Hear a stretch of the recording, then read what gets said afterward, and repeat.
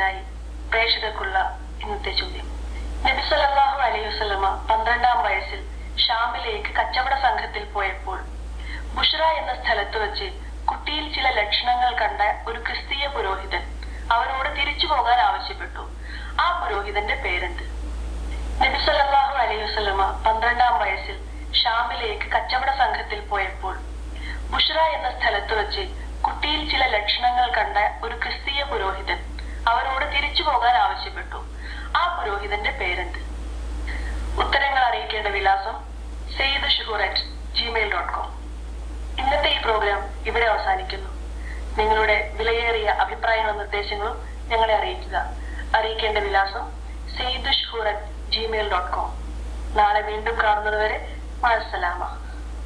ഈ പ്രോഗ്രാം നിങ്ങൾക്കായി സമർപ്പിച്ചത് ഫേബ്രീസ് കാർഗോ ആൻഡ് കൊറിയർ. ജനഹൃദയങ്ങളിലെ മാറാത്ത വിശ്വാസം.